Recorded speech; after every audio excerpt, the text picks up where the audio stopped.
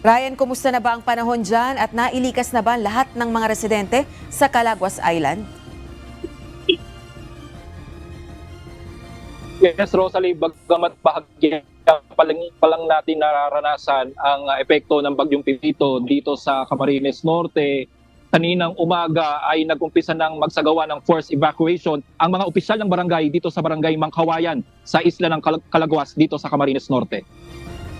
Maaga pa lang ay nag-ikot na ang mga kawani ng barangay Mangkawayan sa Calaguas Island para abisuhan ang mga naninirahan sa dalampasigan na lumikas na. Muli po nagpapaalala ang sangguniang barangay ng Mangkawayan Island. Ang lahat po na nandito sa tabi ng dagat o lugar na mababa ay kung maaari po ay pumunta po tayo sa medyo mataas-taas na lugar. Maraming salamat po.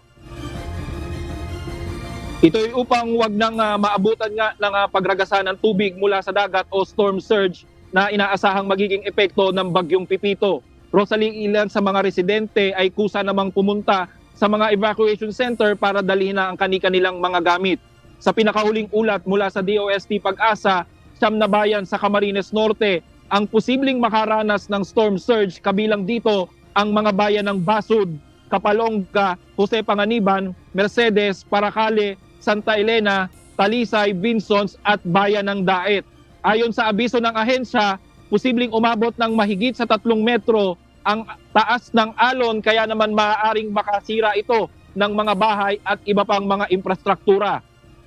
Nagbabala din ang mga otoridad sa probinsya na maaaring mas mataas ang level ng tubig baha ang mararanasan dahil nga sa high tide.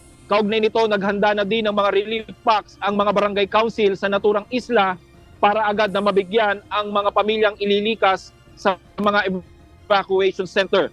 Sa ulat, Rosalie, ng Barangay Council ng Barangay Mangkawayan sa Calaguas Island, nasa 50 pamilya na ang kasalukuyang nanunuluyan sa mga evacuation center doon. At sa kapapasok lang na impormasyon, Rosalie, ay nakaugnay natin, nakausap natin ang ilang mga barangay captain pa sa Calaguas Island at ayon nga sa kanila, ipinagamit ng mga resorts owner ang ilang mga resorts para nga matuluyan nitong mga displaced families dahil agad na lang ang ilang mga paaral at mga evacuation center dahil nga sa nitong para sa pangnanalasa nitong Bagyong Pipito. Rosalie.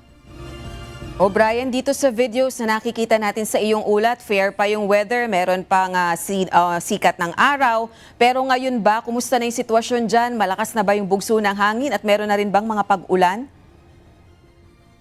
Yes, Rosalie, ngayon nakakaranas tayo ng manakanakang malalakas na pagbugso na ng hangin at kanina medyo umulan na din dito, bagamat sa ngayon, oras na ito ay tumila na ang ulan. Rosalie.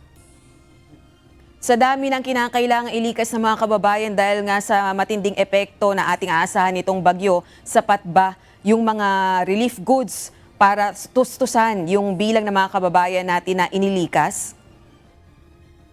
Yes, Rosalie, doon sa nakaraang o kahapon sa iginawang coordinating meeting ng ating mga opisyal at ng ilang mga DRRMC dito sa Camarines Norte, agad na nag-request na nga si Provincial Governor Dong Padilla sa DSWD para nga mabigyan at magkaroon pa ng dagdag na relief goods dito sa mga kababayan nating mga ililikas nga dahil dito sa Bagyong Pipito. Kasi nga nitong nakaraan, Rosalie, aminado ang mga opisyal ng lalawigan dito, kulang at hindi kayang tustusan ng mga family food packs na naka-stock ngayon sa kanilang mga bodega ang mga pamilyang inilikas mula pa noong Bagyong Christine. Rosalie.